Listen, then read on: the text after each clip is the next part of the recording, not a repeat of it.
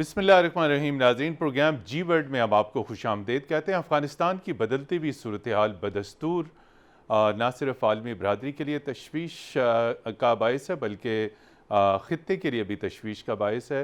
अफ़गानिस्तान में अभी तक इस्तेहकाम देखने में नहीं आ रहा और ख़ास तौर पर काबुल एयरपोर्ट पर होने वाले इंतहाई अंदोनाक वाक़या, यानी दो खौफनाक तरीन बम ब्लास्ट के बाद अफ़गानिस्तान का सिक्योरिटी का मंजरनामा बिल्कुल बदल चुका है। और अब एक इतलात के मुताबिक अमेरिका ने पहला ड्रोन हमला किया है दाश के ठिकानों के ऊपर। और इतलात के मुताबिक ये वो ठिकाना था जहाँ पर रिपोर्टेडली काबुल हमलों की प्लानिंग की गई थी और वहाँ पर इनके प्लानर्स और वो लोग मौजूद थे। जब से 15 अगस्त से काबुल का फ़ाल हुआ है, अमरीकी अफवाज की जानिब से पहला ड्रोन हमला हुआ है। काबुल हमले, ड्रोन स्ट्राइक, इसके बाद अब अफ़गानिस्तान की सिक्योरिटी की सूरत हाल आगे किस रुख होगी, कब तक काबुल में नई हुकूमत बन पाएगी, नई हुकूमत के बनने से पहले अबूरी हुकूमत कब तक बनेगी, पाकिस्तान की काबुल इंतज़ामिया के साथ ताल्लुकात की क्या नौयत कार होगी। अभी रिसेंटली वज़ीर ख़ारजा शाह महमूद कुरैशी ने 3 वस्ती एशियाई ममालिक का और ईरान का दौरा किया। इन ममालिक के साथ क्या बातचीत होगी, कितना मावन साबित हो सकते हैं, इससे और इससे साथ जुड़े हुए नुकात के ऊपर आज मुफस्सल बातचीत करेंगे। मेहमानों का तारुफ आपसे करा दें। हमारे साथ स्टूडियोज़ में मौजूद हैं बैनुल-अक़वामी अमूर के माहिर इरफ़ान गौरी साहब। इरफ़ान गौरी साहब, आपका बहुत शुक्रिया। उनके साथ नाज़रीन कराम तशरीफ़ रखते हैं former intelligence bureau chief colonel retired Bashir Wali साहब। और बशीर वली साहब का तारुफ यह है कि अफ़गानिस्तान की सूरत हाल पर ना सिर्फ इनकी गहरी नज़र है, बल्कि अफ़गानिस्तान के इन्होंने बतौर इंटेलिजेंस चीफ़ माजी में कई दौरे भी किए और अफ़गानिस्तान की सूरत हाल को बड़ी बेहतर अंदाज में समझते हैं।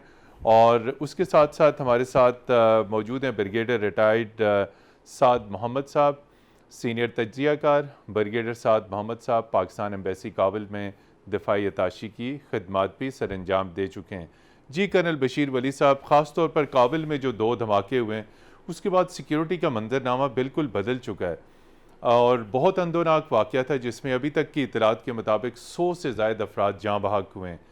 और फ़ौरी तौर पे अमेरिका की जानिब से मलबा दाश और दौलत इस्लामिया यानी IS पे डाल दिया गया और अभी जो है एक पहला ड्रोन हमला भी वहाँ कर दिया गया। तो इत्तलात तो ये थी कि काबुल में 15 अगस्त के बाद जब से सियासी तब्दीली आई है, सिक्योरिटी की सूरत हाल बेहतर होनी थी, बेहतर होने की बजाय वो अब बिगड़ती जा रही है। तो who is responsible for this? बिस्मिल्लाहिर्रहमानिर्रहीम। रिस्पॉन्सिबल तो एक ही है और वो अमेरिका है जी। देखिए, ये जो थी ये हमारी खुशफहमी थी या जो भी इस चक्कर में था कि बस वो ठीक ठाक है मामलात जी हो जाएंगे। और उसकी बड़ी वजह ये है कि आप खुद देखें, अमेरिका ने वहाँ पे हज़ारों उनके ट्रूप्स थे।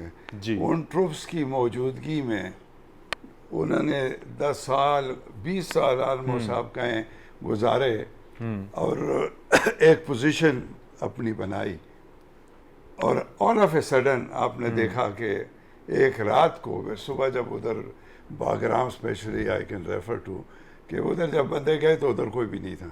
जी। तो ये इतना आसान खेल नहीं है कि उन्होंने हज़ारों ट्रूप्स उधर गए, फिर वो अरबों डॉलर खर्च किया, अरबों डॉलर उसके अंदर संक किया और फ़ायदा ज़ीरो। ठीक है जी। तो ये कहना कि जी बस वो चले गए हैं भाई, फिर वो आए किस लिए थे? यकीनन उन्होंने ये गन वहाँ मत रखना है, कायम रखना, कर दिया, दिखा दिया और अभी ये चलता रहेगा। ये कह देना कि बस जी किस्सा ख़त्म हो गया, प्रॉबेबली ये सही वो नहीं होगी सोच। वो करेंगे जी। उनको ये बहुत कीमती सौदा है, क्योंकि अगर वो इधर से पके निकल जाते हैं तो टेक्निकली स्पीकिंग वो इस दुनिया के इस खित्ते से निकल गए। और वो कभी भी ये फिर आए क्यों थे? मतलब सीधी बात है कि वो फिर आए क्यों थे, उनको पता नहीं था, उनको अफ़गानों का नहीं पता। अफ़गानिस्तान की पिछली 2 से लेके 3,000 साल की हिस्ट्री देखी जाए, वो उन्होंने कभी बार वाले एलिमेंट को अपने ऊपर ऑक्यूपेशन नहीं होने दिया, ऑक्यूपेशनल ऑक्यूपेशन नहीं नहीं छोड़ होने दिए। जी। इरफान गोरी साहब, बड़ा अहम नुक्ता है। उन्होंने कहा कि ये तालिबान की हुकूमत का ख़ात्मा, जब अमरीकी अफवाज आई, हमला किया, तालिबान की गवर्नमेंट को डिसलॉज किया, ये महज एक धोखा था और असल काम अमेरिकन फोर्सेस का वहाँ पे अफ़गानिस्तान में एक स्ट्रेटेजिक प्रेजेंस थी। लेकिन 20 बरस के बाद आज वो निकल के वापस जा रहे हैं। तो आप ये समझते हैं कि ये वाकई रियलिटी कुछ और थी, तालिबान को हटाना महज एक धोखा था और असल में वहाँ पर अपने फुटप्रिंट्स गाड़ने थे ख़ित्ते पर बालादस्ती के लिए, या ख़ित्ते के अंदर अपने ग्रेटर जो उनके अज़ाइम हैं उनकी मजबूती के लिए? मतीन साहब, बहुत शुक्रिया आपका। देखें, जब अमेरिका यहाँ आया तो उस वक्त आपको याद होगा कि 9/11 के बाद वो वार अगेंस्ट टेररिज्म का एक नारा लेके ग्लोबल स्लोगन चला, और ग्लोबल स्लोगन वो चला, और उसके अंदर ये हुआ कि हमने ये देखा कि बड़ा ऑल ऑफ अ सडन, यानी वो नेटो भी इकट्ठी हो गई, वेस्ट भी इकट्ठा हो गया, फिर एक पूरा नैरेटिव बनाया गया। और उसके बाद जब ये तालिबान को डिसलॉज किया गया और उसके बाद 20 साल के बाद अब वापस अगर वही तालिबान वहाँ पे आ रहे हैं और ऐसी सिचुएशन के अंदर आ रहे हैं कि वो अफ़गानिस्तान जिसके अंदर अभी कोई फंक्शनल स्टेट के तौर पे वो अफ़गानिस्तान नहीं है, वहाँ कोई इदारा नहीं बना के गए, तो ये वो सारी चीज़ें हैं। जब हम ये देखते हैं तो हमें ये लगता है कि फिर ये अमरीकी इतना अरसा, यानी जो $1 ट्रिलियन, ये कोई छोटी अमाउंट नहीं है, और उनके अपने भी यानी 24-2500 उनके अपने सोल्जर्स प्लस नेटो वालों के बाकी मुल्कों के सोल्जर, फिर अफ़गानिस्तान के अंदर जो 60-70 हज़ार जो अफ़गान फोर्सेस जो उन्होंने बनाई थी उनके लोग, फिर तालिबान के आम लोग, इतनी कुर्बानियों के बाद एक अफ़गानिस्तान जिसको वो छोड़ के जा रहे हैं और ऐसी सिचुएशन में छोड़ के जा रहे हैं कि जिसके अभी मुस्तकबिल के बारे में दुनिया सोच रही है कि ये कैसे चलेगा। तो ये जो इनका विड्रॉल था, ये शायद इस तरह की चीज़ है कि विद इन वेस्ट इवन, यानी बरतानिया आपने देखा होगा कि बड़ा वोकली वो भी उसको क्रिटिसाइज़ कर रहे हैं, दुनिया उसके ऊपर क्वेश्चन उठा रही है। तो ये जो अब अमेरिका जिस तरह का अफ़गानिस्तान छोड़ के जा रहा है, दो कि हम तालिबान से सुन रहे हैं कि वो जो पहले वाली तालिबान की हुकूमत थी उससे बड़ी मुख्तलिफ होंगी, लेकिन वो जो कहते हैं ना कि taste of the pudding is in its eating, तो वो हमें देखना होगा कि वो किस हद तक वो होगा। और अफ़गानिस्तान को फिर हमें ये भी देखना होगा कि अफ़गानिस्तान के अंदर यानी ये उस तरह की सोसाइटी नहीं है कि जहाँ पे हम ये कहें कि इंस्टीट्यूशंस बने हुए हैं, जहाँ पे चीज़ें, नेटवर्क्स, हर चीज़ मौजूद है। वहाँ पे उसको एक फिर से, यानी जो पहले जंगों से तबाहशुदा अफ़गानिस्तान को दोबारा से फिर से आपको फिर इकट्ठा करना और वो करना, ये कोई आसान काम तालिबान के लिए भी नहीं है। और फिर खित्ता पूरा जो है, और ख़ास तौर पे हम जो हैं, जो जिसका जो डायरेक्ट जो फॉल आउट होता है अफ़गानिस्तान के अंदर, उसका इम्पेक्ट हमारे ऊपर आता है। तो हम ये दुआ तो ज़रूर कर रहे हैं और उम्मीद भी रखते हैं कि तालिबान शायद इस पोजीशन में आ जाएं, लेकिन जो सूरत हाल जिस बमिंग की आपने बात की है, ये इंडिकेशन है कि ISIS, हमें उसकी भी हिस्ट्री का अंदाज़ा है कि वो कैसे बनाई गई, कैसे बनाई गई, कहाँ से आई, फिर उसके बाद उसके लोगों को किस तरीके से अफ़गानिस्तान के अंदर, और अगर ISIS, और फिर जिस चीज़ का मैं ज़ाती तौर पे समझता हूँ कि हमें ज़्यादा एक ख़तरा है, वो ये है कि जो TTP है, अगर इनका और उनका आपस में नेक्सस हो जाता है। आपने ये देखा होगा अभी रिसेंटली जब वो विड्रॉ कर रहे हैं तो पाकिस्तान के अंदर जो है वो अटैक्स बढ़ रहे हैं, चाइनीज़ उसके अंदर जो चाइनीज़ टारगेट्स हैं उनको बढ़ रहे हैं। तो ये नज़र आ रहा है कि अगर अफ़गानिस्तान के अंदर स्टेबिलिटी ना हुई या हालात ख़राब हुए तो उसका जो फॉल आउट है वो पाकिस्तान के ऊपर और ज़्यादा होगा, और हमारे लिए भी फिर मुश्किलात होंगी, बाकी खित्ते के लिए तो होंगी ही, लेकिन ये हमारे लिए ख़ास तौर पे जो है वो ज़्यादा मुश्किलात नज़र आ रही हैं। ब्रिगेडियर रिटायर्ड साद मोहम्मद साहब हमारे साथ मौजूद हैं। ब्रिगेडियर साहब, प्रोग्राम में हम आपको खुशामदीद कहते हैं। ये जो काबिल के इंतहाई जिसे कहते हैं खौफनाक बम धमाके हुए हैं, ये पहले से ये कहा जा रहा था कि तालिबान आएंगे तो एक सिक्योरिटी वैक्यूम क्रिएट हो जाएगा। ये क्या किसी प्लान और स्क्रिप्ट के मुताबिक ये सारा कुछ हो रहा है? चूँकि तालिबान के पास जब से 15 अगस्त के बाद से काबिल उनके पास आया तो कहा यह जा रहा था कि सिक्योरिटी की सूरत हाल बेहतर होगी, लेकिन इन धमाकों ने सिक्योरिटी का पोल बिल्कुल खोल दिया। आप क्या समझते हैं कि ये किसी स्क्रिप्ट का हिस्सा था, ये वाकई दाश है या दाश पे मलबा डालने की कोशिश की जा रही है और उस आड़ में फिर आज ड्रोन स्ट्राइक भी कर दिया गया? ब्रिगेडियर साद मोहम्मद साहब। देखिए, ये बज़ाहिर जैसे हमारे जितने भी तजियाकार हैं वो अमरीकी जो वो है डिसीजन मेकिंग है, उसके ऊपर बहुत तनकीद हो रही है कि किस किस्म के डिसीजंस लेते हैं। क्या अफगानिस्तान में आना ज़रूरी था? 20 साल गुजारे, इतने पैसे खर्च किए, इतने लोग मरवा दिए, अफगानों को मरवा दिया, पाकिस्तान के लिए बड़े मसाइल खड़े किए। आई ये डिसीजन फ्लॉड था? ज़ाहिर तो ऐसे नज़र आता है फ्लॉड है, लेकिन इसके पीछे मेरे ख्याल में और भी कुछ ऐसे फैक्टर्स हैं जिसको हमें भूलना नहीं चाहिए। मुझे इसके ऊपर तो मैं तबसरा कर सकता हूं, मेरे पास कोई सबूत तो नहीं है जी। लेकिन अगर आप देखें तो इसमें अमेरिकन इकोनॉमी को बड़ा फायदा हो रहा है। जो उनका इंडस्ट्रियल मिलिट्री इंडस्ट्रियल कॉम्प्लेक्स है, चाहे वियतनाम वॉर को देख लें, इस मौजूदा सूरत हाल में, इस मौजूदा सूरत हाँ, तो मौजूदा सूरत हाल में भी आप देख लें ना कि मिलिट्री इंडस्ट्रियल कॉम्प्लेक्स कितना हुआ है। मैं इसका मुझे इसका इल्म है कि ये $1 ट्रिलियन अफगानिस्तान में खर्च नहीं हुए हैं। ये हमारी गलतफहमी है। अफगानिस्तान में अगर 1 ट्रिलियन खर्च होते तो उसकी हालत ये ना होती जो अभी इसकी हालत है। होता यह है, फॉर एग्जांपल एक ब्रिगेड साइज कैंटोनमेंट आपने बनाना है, तो उसमें फॉर एग्जांपल $100 अगर हम ऐसी हाइपोथेटिकल एक प्राइस उसके ले लेते हैं, उसमें से $75 जो है वो अमेरिका वापस चले जाते थे, उन्हीं कॉन्ट्रैक्टर्स को चले जाते थे अफगानिस्तान में। आप पेंटागन ने क्या करते थे, पेंटागन 25% कटिंग उधर ही कर देती थी कि हमने इसकी प्लानिंग की है, इसके हमने नक्शे बनाए हैं, हमने ये किया वो किया है, रिकॉनेसेंस की है, ये कर दिया। उसके बाद एक अमेरिकन कंपनी को कॉन्ट्रैक्ट मिल जाता था। अमेरिकन कॉन्ट्रैक्ट क्या करती थी, वो सबलेट कर देती थी अफगान अमेरिकन कंपनी को। अफगान अमेरिकन कंपनी क्या करती, 25% रख के 25% के ऊपर एक अफगान कंपनी को सबलेट कर देती थी। हर जगह पे कट लग जाता था। हर जगह पे ये पैसा किधर जा रहा था? ये अमेरिका वापस जा रहा था, उनकी इंडस्ट्री में जा रहा था, उनकी मिलिट्री में जा रहा था, उनके इंडस्ट्रियल कॉम्प्लेक्स में जा रहा था। ये ईरान इराक में आप देख लें, आप क्या कहते हैं इसको, सीरिया में देख लें, आप लीबिया में देख लें, जितनी भी हॉस्टाइल रेजीम्स थी उन्होंने उनको खत्म कर दिया। तालिबान एक हॉस्टाइल रेजीम थी, खत्म कर दिया, आज एक मॉडरेट तालिबान को सामने ले आए हैं। तो ये बिल्कुल इसको ऐसे कहना कि अमेरिका की कोई फायदा इस जंग से नहीं हुआ, मेरे ख्याल में आप इसके ऊपर भी गौर करें।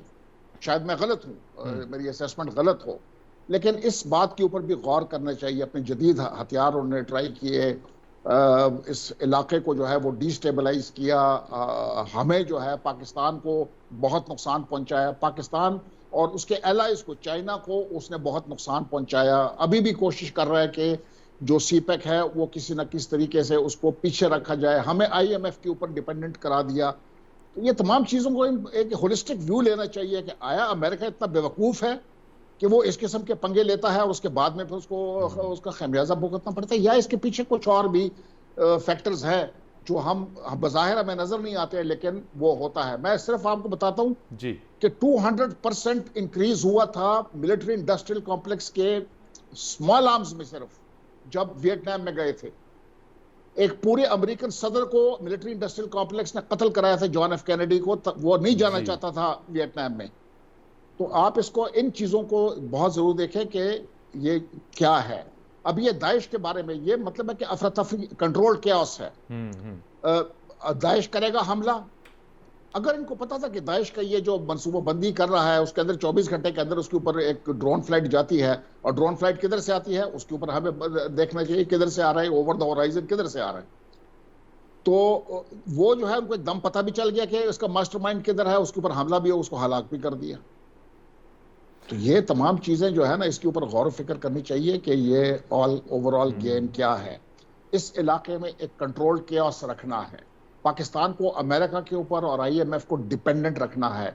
चाइना की जो इस यहाँ पर इंटरेस्ट है, खासकर लिथियम में जो इंटरेस्ट है, जो फ्यूचर का वो है एक एलिमेंट है, उसके ऊपर जो है वो काबिज कौन होगा, उसको कौन इस्तेमाल कर सकेगा।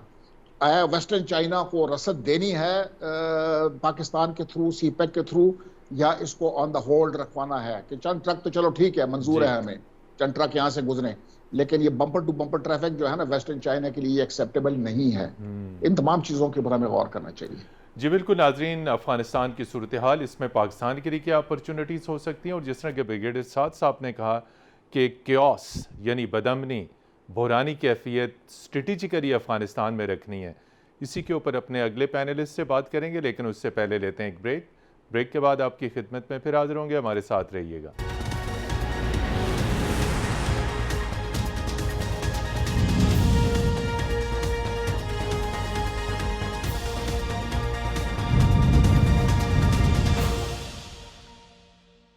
जी नाज़रीन, प्रोग्राम जी वर्ल्ड में एक मरतबा फिर खुश आमदीद। हम बात कर रहे हैं अफ़गानिस्तान की सूरत हाल और इसके मुमकिन तौर पर पाकिस्तान पे क्या असरात हो सकते हैं। कर्नल बशीर वली साहब, आप इंटेलिजेंस चीफ भी रहे और मुशर्रफ दौर में अफ़गानिस्तान के मामलात आपने बहुत करीब से देखे, बल्कि ऑपरेशनली आपने हैंडल भी किए। हक्कानी नेटवर्क के बारे में हमेशा ये कहा जाता रहा जी पाकिस्तान की तायद उन्हें मिलती रही, पाकिस्तान की सपोर्ट मिलती रही। आज वो तालिबान का पार्ट हैं। काबिल की सिक्योरिटी के चीफ जो हैं वो हक्कानी नेटवर्क के अहम लीडर, उनको दे दी गई है। तो ये हक्कानी नेटवर्क का तालिबान के साथ आना और वहाँ पे अहम जिम्मेदारियाँ संभालना, लेकिन मगरब को उनके इस रोल के ऊपर बड़ी गहरी तशवीश है। तो आप क्या समझते हैं कि हक्कानी असल में कौन है और क्या वो पाकिस्तान के लिए वो बेहतर हैं या पाकिस्तान के लिए नुकसानदेह हैं? मगरब उनके ख़िलाफ़ क्यों है? असल हकीकत चूँकि आपके पर्सनल कॉन्टेक्ट्स भी हैं। देखें, हमारा ज़्यादा at the end of the day जब हम बात करते हैं ना जी, तो जोर मगरब पे आ जाता है। जी मगरब बड़ा इन्वॉल्व रहा है देखने नहीं अफगानिस्तान में। हुआ है जी, हमारी प्रायोरिटी डिफरेंट होनी चाहिए। हमारी प्रायोरिटी हमारी अपनी हिफाजत है। पाकिस्तान, आप पाकिस्तान का दफा और सलामती। दफा उसकी आप सोचें तो जहाँ तक इनका ताल्लुक है हक्कानी एक जो था वो भी जलालुद्दीन हक्कानी, वो जो 7 पार्टी अलायंस थी जी, मौलवी यूनुस खालिस, ये उसका एक कमांडर था जी। वहाँ से उन्हें शोहरत मिली, उधर से उनकी शोहरत, बिकॉज ये मीरान शाह और ये सारा एरिया ये कवर करता था, तो उसको उधर से शोहरत मिली। और चूंकि उस वक्त के जितने भी ये लीडर थे अफगान 7 पार्टी अलायंस की मैं बात कर रहा हूँ, उनके अंदर काफ़ी प्रॉब्लम हमें फेस होती थी। असला उनको मिल रहा है, पैसे उनको मिल रहे हैं, फलां, तो वो आगे पीछे ये जो नेटवर्क था। और ख़ास करके अभी मौलवी यूनुस खालिस मेरे ख़्याल से वो एक मस्जिद के इमाम थे, उसका कोई उसके बाद वो बहुत बड़े जिहादी कमांडर बन गए। एग्जैक्टली वही मैं कह रहा हूँ।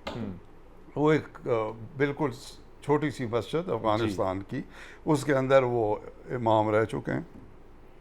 फिर जब उसने ज्वाइन किया, वो उन 1-2 कमांडरों में है जो खुद फिजिकली हिस्सा लेता था जिहाद के अंदर। जी, अभी ये था उसका मौलवी यूनुस खालिस, जलालुद्दीन साहब जो थे वो उनके मुरीद थे, उन्हीं के साथ। और मेरी इनसे जलालुद्दीन साहब से कई दर्जनों मेरे दफ़ा मुलाकातें हुई होंगी। तो ये तकड़े लोग थे, ये तकड़े लोग थे, ये तकड़े लोग पाकिस्तान मुखालिफ नहीं थे। नेवर। मतलब है कि ये जो वेस्ट और फलाने को का प्रोपेगेंडा है कि जी ये सब बकवास है। जी, पाकिस्तान के साथ वो जो है इंतहाई मुखलिस और मुखलिस, हाँ ठीक है। तो बात ये है कि ये कह देना, और मगरब उनको उनके अपने पेट में मरोड़ है, उनकी मरोड़ भी बिल्कुल सही है। सही इसलिए है जैसे साद साहब ने भी इशारा कर दिया कि उनके स्ट्रेटेजिक इंटरेस्ट नहीं, जैसे इन्होंने अभी आपको हिसाब दे दिया, जमा तफरीक भी बता दी कि $3 ट्रिलियन, इतना असला, इतना, ये सब कुछ उन्होंने दिया। खैर ये उन्होंने कोई हमारे उस वक्त उनका वो नहीं था गालिबन, लेकिन अमेरिका के जाने का कोई इरादा जो था किसी स्टेज पे आप मुझे बता दें। वो जब भी कहते हैं कि ट्रूप्स विड्रॉल हो रहा है, साथ ही कह रहे हैं कि हाँ आखिरी आदमी जब निकलेगा ना 31 अगस्त को तो ये होगा। दे हैड द इंटरेस्ट, उसी के लिए वो आए थे और उसी के लिए वो रहेंगे, उसके इधर रहेंगे और वो इधर रहेंगे। तो मतलब ये ऐसे बच्चों की सोच होगी कि हम कहेंगे कि जी बस वो आ गए और चले जाएंगे। नो जी, इरफान गौरी साहब, स्ट्रेटेजिक और मिलिट्री एंगल और इंटेलिजेंस पे इन्होंने डिप्लोमेटिकली सफारती एतबार से देखें तो पाकिस्तान के लिए इस बदलते हुए अफ़गानिस्तान में क्या मौक़े हैं? वज़ीर ख़ारजा ने अभी एक रिसेंटली रीजनल टूर कंप्लीट किया है, ताजिकिस्तान, उज़्बेकिस्तान, तुर्कमेनिस्तान और फिर उसके बाद ईरान।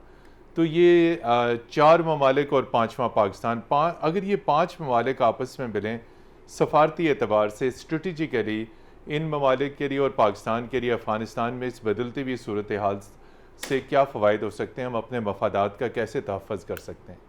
जी मतीन साहब, इसमें देखें, एक तो ये है कि इस वक्त जो पाकिस्तान की स्टेटेड पॉलिसी है, एक तो ये कि हम ये कहते हैं कि हमें स्टेबल पीसफुल अफ़गानिस्तान हमारे भी मफाद में है और ख़ित्ते के भी मफाद में है। बात यह है कि अगर वहाँ पे अगर अमन होगा, और उसके लिए मेरा ख्याल है कि पाकिस्तान इस वक्त जो किरदार अदा कर रहा है और जो कोशिश कर रहा है, अल्लाह करे कि हम उसके अंदर कामयाब भी हों। और ये जो स्पॉयलर्स हैं, जो यानी जो इससे पहले भी ये रहा, इंडिया का रोल बेसिकली स्पॉयलर्स देखें, उसके अंदर देखें, अगर जब हम ये बात करें ना इंक्लूसिव गवर्नमेंट की, तो होता क्या है कि अफगानिस्तान के अंदर जब ये भी आए, अपना अमेरिकन भी आए, विद इन फ्यू वीक्स हमने देखा कि इन्होंने सारा टेक ओवर भी कर लिया सारा कुछ, लेकिन बाद में उसको कंसोलिडेट करना पावर को, ये इतना आसान नहीं है जी। और पॉकेट्स ऐसे होते हैं कि जहाँ पे कोई ना कोई, अब अगर कोई ऐसे पॉकेट्स के जिसके अंदर इंडिया की हम बात करें या और कोई ऐसा स्पॉइलर जो वहाँ पे उनको स्पॉन्सर करके तो एक फिर बदअमनी वाला सिलसिला कायम रखे, तो वो जो इंक्लूसिव गवर्नमेंट का जो कॉन्सेप्ट है उसके पीछे यही है कि जी इसी के तौर पे है, ताकि अफगानिस्तान के अंदर एक फंक्शनल, हम ये तो नहीं तवक्को कर सकते कि अफगानिस्तान जो वेस्टर्न जो एक स्टैंडर्ड है कि उसके मुताबिक एक बहुत बड़ी फ्लरिशिंग किस्म की डेमोक्रेसी और ये एकदम से आ जाएगा, लेकिन एटलीस्ट एक फंक्शनल गवर्नमेंट हो, जी आ जाएगी बिल्कुल। ब्रिगेडियर साद मोहम्मद साहब, ख़ास तौर पे जो अफ़गानिस्तान में तब्दीली आई है उसके बाद मुख्तलिफ डिस्ट्रिक्ट्स जब तालिबान ने टेक ओवर किए तो वहाँ पर जेलों से बड़ी तादाद में जो कैद थे TTP के जो मिलिटेंट्स, वो भी रिहा कर दिए गए और कहा यह जा रहा है कि इनसे अब पाकिस्तान को एक मरतबा फिर ख़तरात लाहक हो चुके हैं। लेकिन अभी तक की जो यकीन दहानी तालिबान लीडरशिप ने कराई है कि अफ़गान सरजमीन को पाकिस्तान के ख़िलाफ़ इस्तेमाल करने की इजाज़त नहीं दी जाएगी। आपने देखा कि DG-ISPR major general Babar Iftikhar साहब ने भी अपनी ब्रीफिंग में बताया कि हमारी सरहद जो है सो फार सिक्योर है, महफूज है, और अगर किसी किस्म की सूरत हाल होती है तो उससे भी निपटने के लिए स्ट्रेटजी मौजूद है। तो आप कैसे देखते हैं, पाकिस्तान आइंदा आने वाले दिनों में महफूज है या TTP से ख़तरात हैं हमें, और अगर ख़तरात हैं तो उससे कैसे निपटा जा सकता है? चूँकि TTP के इंतहाई मतलूब जो अफराद थे वो जेलों में थे और जेलों से वो रिहा हो चुके हैं। ये सिर्फ TTP के लोग रिहा नहीं हुए हैं, दाइश के लोग भी रिहा हुए हैं जी। अक्रॉस द बोर्ड उन्होंने सबको रिहा कर दिया, उसमें क्रिमिनल्स भी शामिल हैं, उसमें टेररिस्ट भी शामिल हैं, उसमें मोस्ट वांटेड भी शामिल हैं। ये गलत फैसला था मेरे ख्याल में जो उनसे हो गया है। खतरात पाकिस्तान को बहुत हैं, इसलिए तो DG-ISPR ने कहा है कि हमारी तवज्जो वेस्टर्न बॉर्डर के ऊपर है और हमने ऐसे इक़दाम किए हुए हैं कि अगर कोई ख़तरा उमड़ता है या कोई ख़तरा डेवलप होता है तो हम उसका मौसर जवाब दे सकते हैं। तो इसका मतलब है कि खतरात मौजूद हैं। अभी खतरात जो है वो अभी खतरात किस नौइयत के हैं? अभी खतरात इस नौइयत के हैं कि अफगानिस्तान को ओवररन करना कोई मसला नहीं है। आज आप खैबर राइफल जो लडिकोतल में है उसको बताएं काबुल पहुंच जाए, शाम को काबुल पहुंच जाएंगी जी। That is not the issue. उसमें से अपने आप को एक्सट्रिकेट कैसे करना है ये फिर लोगों को समझ में नहीं आता है, चाहे वो बरतानिया था, चाहे वो सोवियत यूनियन था, चाहे वो यूनाइटेड स्टेट्स है। एग्जिट स्ट्रेटजी क्या है ये लोगों की अफगानिस्तान में ये फेल हो जाती है कि एग्जिट स्ट्रेटजी क्या होनी चाहिए। अभी अमेरिका जो है, आपने ये खबरों में सुना होगा और मैं समझता हूं कि इसमें कुछ ना कुछ सदाकत है कि CIA के डायरेक्टर जो है वो काबुल आए थे और मुल्ला बिरादर से उन्होंने मुलाकात की है, या दोहा में की है, काबुल में की है, मुझे इसका सही इल्म नहीं है। काबुल में हुई है जी। इस पे भी कुछ रोशनी डालें कि क्या सिग्निफिकेंस है इसकी। हाँ, तो ये मतलब है कि जब ये मुलाकात हुई है तो ये ऐसे तो नहीं है ना कि कोई ऐसी उनके बड़े दोस्त थे और चाय के ऊपर उन्होंने उसको मधु किया था और उन्हें चाय पी है। बात यह है कि उन्होंने ज़रूर मेरे ख्याल में यूनाइटेड स्टेट्स ने कहा होगा कि सिक्योरिटी खदशात की वजह से हम कुछ ना कुछ मिलिट्री प्रेजेंस खुसूसन काबुल एयरपोर्ट पे रखना चाहते होंगे। अगर मैं डायरेक्टर CIA होता तो मैं यही डिमांड करता। इसी से मैं जो है, क्योंकि बगराम तो मैं खाली कर चुका हूँ, बाकी खाली कर चुका हूँ, काबुल एयरपोर्ट पे मेरी प्रेजेंस है तो मैं उसको मजीद पूल देना चाहता हूँगा। लेकिन मेरे ख्याल में तालिबान जो है उसको मंजूर नहीं करेंगे, क्योंकि ये उनके जो पूरे उन्होंने जंग लड़ी है 20 साल, वो अपने फाइटर को और कमांडर को क्या बताएगा कि ये लोग जो हमें मार रहे थे अभी हम उनके साथ उनकी साइड पे हो गए हैं और हम प्रो अमेरिका हो गए हैं। तो मेरे ख्याल में इसके ऊपर वो मानेंगे नहीं और अमेरिका निकल जाएगा। मेरी अपनी जो रीडिंग है वो ये है कि वो कभी भी नहीं चाहेगा कि काबुल एयरपोर्ट के अंदर एक ऐसी इनसिक्योर जगह है कि वो तालिबान के साथ वहां पर किसी तरह की सूरत हाल, एक तसादुम की सूरत हाल हो जाएगी, उनके लिए नामुमकिन हो जाएगा वहां पर अपने आपको सस्टेन करना। उनके पास क्या अभी वो है, अगर तालिबान वो समझते हैं कि वो अमेरिका के साथ कुछ गड़बड़ कर रहे हैं या मिसबिहेव कर रहे हैं, तो वो क्या है, ओवर द होराइजन वेपन्स हैं। या आपने ड्रोन देखा उस दिन आया और उन्होंने उसका आपको दे दिया कि किस तरह वो टारगेट को हिट कर सकते हैं अक्रॉस द होराइजन। दूसरी जो सबसे बड़ी बात यह है, और जो हमें तो उसका इल्म है कि पाकिस्तान कोशिश कर रहा है कि स्पॉयलर्स जो हैं और जो ऐसे एलिमेंट्स हैं जो अमन नहीं चाहते हैं, उसमें यूनाइटेड स्टेट्स भी शायद शामिल है, कि किस तरह इसको रोका जाए। अभी तालिबान को ये बहुत ज़रूरी है उनके लिए कि वो इसके ऊपर बहुत ख्याल करें कि एक इंक्लूसिव हुकूमत होनी चाहिए जिसमें तमाम अफगानिस्तान के तमाम फिरके जो हैं, तमाम जो एथनिक ग्रुप्स हैं, उनकी तमाम सियासी धड़े, तमाम धड़े उसमें सियासी मैं नहीं, वहां पर सियासी पार्टी है नहीं। इन्होंने चलने नहीं दिए, ये 20 साल इन्होंने कोई सियासी पार्टी नहीं चलने दी है। करज़ई साहब ने भी नहीं चलने दिए और ये क्या कहते हैं अशरफ गनी ने भी नहीं चलने दिए। मैं ये नहीं कहूंगा कि 100% ये कमजोर पड़ जाएंगे, लेकिन ये काफी कमजोर पड़ जाएंगे और अफगानिस्तान में एक रिलेटिवली स्टेबल गवर्नमेंट आ सकती है। जी बिल्कुल। अगर नहीं आई, जो स्पॉयलर्स कोशिश करेंगे, तो हमारे लिए खतरात बहुत बढ़ जाएंगे। जी बिल्कुल नाज़रीन, अफगानिस्तान में एक जामे और नुमाइंदा हुकूमत का जल्द अज जल्द क़याम अमन और इस्तेहकाम के लिए इंतहाई ज़रूरी है। इस नुक्ते पर गुफ्तगू का सिलसिला जारी रखेंगे। यहाँ पर लेते हैं एक ब्रेक के बाद आपकी खिदमत में फिर हाजिर होंगे।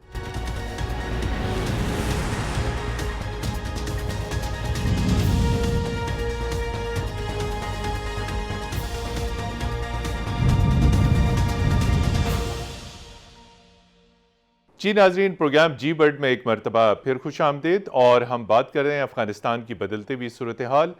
कर्नल बशीर वली साहब जी, अभी जो है वो जो अबूरी हुकूमत है उसमें भी बहुत ताख़ीर है। आप क्या समझते हैं कि पहले इस पे साद साहब ने भी जिक्र किया इसका कि CIA चीफ़ की मुल्ला बरादर के साथ मुलाकातें हुई हैं। आप अगरचे कि अब इंटेलिजेंस चीफ़ नहीं है, लेकिन आपने अब भी हक्कानी नेटवर्क के लोगों से मुलाकातें की हैं। ख़तरात मौजूद है जिनकी तरफ गौरी साहब ने भी इशारा किया और साद मोहम्मद साहब भी इशारा कर चुके हैं। अब फ्यूचर में पाकिस्तान और अफ़गानिस्तान के दरमियान इंटेलिजेंस कॉपरेशन बढ़ना चाहिए, चूँकि थ्रेट्स तो मौजूद हैं, अदम इस्तेहकाम होगा, दहशतगर्दी मज़ीद बढ़ेगी, तो हमारा अब तालिबान के साथ इंटेलिजेंस कॉपरेशन सिर्फ काउंटर टेररिज्म के लिए होना चाहिए या ग्रेटर इंटेलिजेंस कॉपरेशन होना चाहिए? जी कर्नल बशीर वली साहब। नहीं, देखें, अभी जिस तरह वक्त बता रहा है, हमने ख़ुद भी इसको डिस्कस कर लिया अपने हिस्से में जी कि ये चलता आएगा, ये गेम चलती रहेगी, ये गेम चलती खेल रहेगी, जारी रहेगा। ये जो इसने वही वाली बात आ जाती है ना, बात पैसे की है सारी जी, कि जो ट्रिलियन ऑफ डॉलर्स एंड फलाना फलाना उन्होंने लगाया, वैसे लगाया, वो उसको जारी रखना चाहेंगे। वो जारी रखना चाहते हैं तो उधर खुद तो कुछ है नहीं ऐसे। जब तक तालिबान एक स्टेबल जो है गवर्नमेंट उनकी नहीं आती, वो ये ठूंगेबाजी मारेंगे अमेरिकन, और ये गन जारी रहेगा, और जब उधर जारी रहेगा उसके असर हम पे पड़ेंगे ही पड़ेंगे। सो हमें क्या चाहिए कि हमें जो आज भी बड़ा अच्छा किया गया है गवर्नमेंट ने, एटलीस्ट कि बॉर्डर सील कर दिया है जी। अगर आपने देखा हो तो आज मैं किसी इंडियन की स्टेटमेंट आई है, फिर ये यूके वाला जो है ये भी कह रहा है कि जी बॉर्डर खुले रहने चाहिए। क्यों खुले रहने चाहिए? I am personally even against ये जो लोग हम इधर एकोमोडेट कर रहे हैं, ये जो ट्रांजिट पे आ रहे हैं, ये जो ट्रांजिट के ऊपर आ रहे हैं, ये कौन लोग हैं? तो आपका क्या ख्याल है, ये वो पहाड़ों से उतरे लोग हैं? नो, ये सारे वही लोग हैं जो अमेरिकनों के साथ काम कर चुके हैं, करते रहे। ये सारा गंद किसने मचाया? ये अमेरिकनों ने मचाया हुआ है। अभी आप इनको इधर पीसी के अंदर, उधर कराची में, उधर फलानी जगह, and they are not couple of hundreds, they are couple of thousands. जब ये इधर आए तो एक तो हमारी गवर्नमेंट को, it is a word of advice to my own government also, कि ये जिन होटलों में हैं, जिस जगहों में हैं, वहाँ बहुत टाइट सिक्योरिटी होनी चाहिए। हमने इनको एक ट्रांजिट फैसिलिटी देने की कोशिश की है, लेकिन इसके बारे में कहा जा रहा है उन पे बड़ी गहरी नज़र होगी। देखें, नज़र और उसमें बड़ा फ़र्क होता है, ठीक है। और ये काम मैं कोई 20 आप करते रहे ये काम? 20-25 साल आपकी बड़ी खुफिया नज़र होती थी, सब पे होती थी। तो ये जो चीज़ है, ये खुफिया नज़र ये होनी चाहिए जी। और इनके जो है मूवमेंट, हाँ, वो रिस्ट्रिक्टेड हो। रिस्ट्रिक्टेड। होटल इनको इसलिए दिया गया कि इनका अगला स्टॉप कहीं और है, और ये पीरियड भी ज़्यादा है। महीना आप क्या रख रहे हैं? उधर से जहाज़ चाहे वो अमेरिका से भी चले तो एक दिन में आएगा, 2 में आ जाएगा, फिर आप किस लिए इनको एक एक महीना रख रहे हैं? ये आप वो जो और चीज़ें कर रहे हैं ना कि उधर से गन मचेगा, वो गन अभी उधर से मचने के बड़े कम चांस हो रह गए। ये उनकी फ़ौज आ गई है इधर। जी, ये फ़ौज आ गई है। गौरी साहब, रूसी सदर व्लादिमीर पुतिन ने वज़ीर आज़म इमरान खान को टेलीफोन किया। पूरी दुनिया की लीडरशिप के साथ वज़ीर आज़म पाकिस्तान के टेलीफोन कॉन्टेक्ट्स हुए, कॉल नहीं आई तो बाइडन साहब की कॉल नहीं आई। क्या वजह है कि पाकिस्तान ने out of the way America को फैसिलिटेट किया, उनके साथ कॉपरेशन किया, तालिबान अमेरिका को मुज़ाकरात की मेज़ पे लाए, लेकिन टेलीफोन कॉल करके एतमाद में नहीं लिया? तो अभी तक आप पाक अमेरिका ताल्लुकात में, अफ़गानिस्तान के कॉन्टेक्स्ट में आप एतमाद का फुकदान देख रहे हैं? मतीन साहब, इंटरेस्टिंग बात यह है कि हम अमेरिका के एलाई भी रहे हैं, वो जो नॉन नेटो एलाई, उनकी जंग लड़ी पूरी, उनकी जंग भी लड़ते रहे हैं, और अमेरिका ने कभी हमारे ऊपर उस तरीके से एतबार भी नहीं किया। और ख़ास तौर पे अभी जब ये इनकी गवर्नमेंट आई जो बाइडन की, तो अभी तक इमरान खान साहब इंतज़ार कर रहे हैं उनकी कॉल का। मेरा ख्याल है कि हमें पहले भी डिस्कस हुआ कि हमें अमेरिका को देखने की बजाय पहले अपने इंटरेस्ट को देखना चाहिए कि हमारे अपने इंटरेस्ट क्या हैं। देखें, अफ़गानिस्तान के अंदर जो सूरत हाल है उसके अंदर अभी इस वक्त आप देख रहे हैं कि दुनिया पूरी आपको फ़ोन भी कर रही है, दुनिया पूरी के लोग जो हैं लीडर्स आपके ऊपर वो कर, लेकिन इसके साथ साथ ये भी जहन में रखिएगा कि अगर वहाँ पे अफ़गानिस्तान के अंदर सिचुएशन ख़राब होती है तो उसका ब्लेम भी सबसे ज़्यादा आपके ऊपर आएगा, क्योंकि जो आप ईजी जो पंचिंग बैग हैं ना वो बनेंगे। जी, ब्रिगेडियर साद मोहम्मद साहब, इस सारी बदलती हुई सूरत हाल में सिक्योरिटी की सूरत हाल बदल रही है, दहशतगर्दी अफ़गानिस्तान में बदल रही है, हुकूमत की तश्कील में देर है, स्पॉयलर्स मौजूद हैं, इंडिया का एलिमेंट वहाँ पर मौजूद है, अमेरिकन और बाकी सब मौजूद हैं। पाकिस्तान अपने स्ट्रेटेजिक मफादात को कैसे प्रोटेक्ट कर सकता है, अपने आप को कैसे महफूज कर सकता है, और अफ़गानिस्तान से हमने डिसकनेक्ट भी नहीं होना, चूँकि अगर हम डिसकनेक्ट हो गए तो इंडिया को दोबारा स्पेस मिल जाएगी। हमने अफ़गानिस्तान के अंदर भी अपने मफादात का तहफ़्फ़ुज़ करना है, कैसे, क्या हिकमत अमली होनी चाहिए? जी हाँ, बेंजामिन डिज़रेली ने 19th सेंचुरी में कहा था, बरतानिया के बड़े ज़हीन वज़ीर आज़म थे, उन्होंने कहा Afghanistan is too dangerous too troublesome to be annexed but very dangerous to ignore. जी, तो मतलब है कि आप उसको एनेक्स नहीं कर सकते, बहुत ट्रबलसम है, लेकिन आप उसको इग्नोर भी नहीं कर सकते हैं। जी, नजरअंदाज भी नहीं कर सकते, बिल्कुल नजरअंदाज करेंगे, फरामोश करेंगे, तो उसके बाद आपको फिर खमियाजा भुगतना पड़ेगा उसका। जी। तो मेरे ख्याल में पाकिस्तान के लिए सबसे बड़े अभी जो बात यह है, हमारी इकोनॉमी नहीं है, हमारे पास पैसा नहीं है। जब हमारे पास पैसा नहीं होता, दुनिया हमसे फिर काम कराती है। अभी मुझे आप ये समझ नहीं आती कि जो आप लोग, जितने भी लोग आप लेके आ रहे हैं ना, ये जो आपके होटलों में ठहरेंगे और आपके मेहमान होंगे, ये आपके सबसे बड़े दुश्मन है अफगानिस्तान में। जितना भी प्रोपेगेंडा पाकिस्तान के खिलाफ हुआ, ये इन लोगों ने किया जिनको आप अभी जगह दे रहे हैं, होटलों में ठहरा रहे हैं। इनको आप सऊदी अरब क्यों नहीं लेके जाते, आप इनको यूएई क्यों नहीं लेके जाते, आप इनको टर्की क्यों नहीं लेके जाते? पाकिस्तान ने क्या कोई ठेका उठाया हुआ है कि ये तमाम लोगों को हमेशा जो है हम जगह देंगे? मेरे ख्याल में ये फैसला दुरुस्त नहीं है, लेकिन मैं समझ सकता हूँ मजबूरियां हमारी है जी कि अक्टूबर में IMF दबाव है, जी दबाव पैसा नहीं है, ये over the horizon weapon fire हो रहे हैं। ये पाकिस्तान की एयर स्पेस, हमने खुद वजीर आजम साहब ने एक्नॉलेज किया कि ए लॉक्स और जी लॉक्स देंगे हम उनको। तो ये तमाम चीजें जो हैं, ये हमारे पोजीशन को अफगानिस्तान में वो क्या कहते कमजोर करती जा रही है।